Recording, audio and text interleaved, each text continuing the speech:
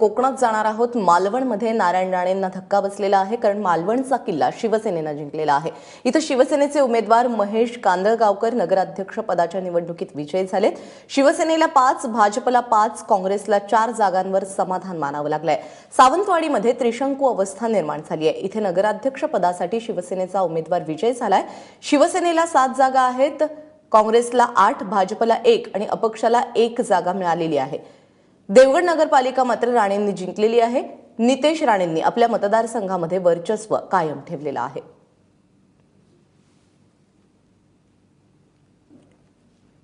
मालवणमध्ये शिवसेनेने राणेंना धूळ चारली असली तरी राणेंनी मात्र पराभवाचं खापर प्रदेश नेतृत्वावर फोडलेलं आहे।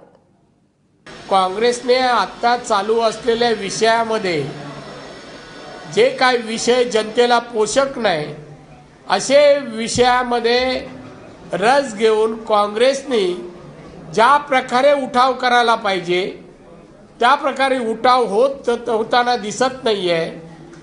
गांभीर्याने कोणताही विषय घेऊन सरकारविरुद्ध आंदोलनाची भूमिका, प्रतिकाराची भूमिका काँग्रेस घेत नाहीये।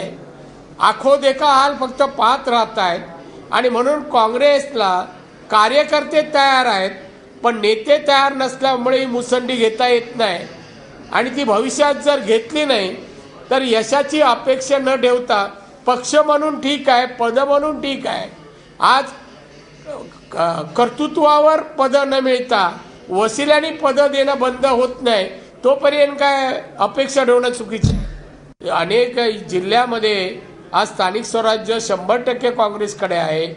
अशा ठिकाणी कोणाला MSc दिलं जात नाही किंवा तिकडे पद दिली जात नाही आणि आता एवढे विषय आहेत, नोटबंदीचा विषय, याचं मोठ्या प्रमाणात प्रबोधन जनमानसात ग्रामीण भागात केलं असतं तर आज ॲडव्हान्टेज मिळालं असतं, पण कोण घराच्या बाहेरच पडत नाहीये।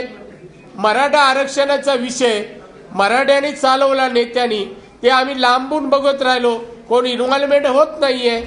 तर हे विषय घेऊन जर काँग्रेस रस्त्यावर येईल, आंदोलन करेल तर हेच मतदार काँग्रेसच्या जवळ येतील ना।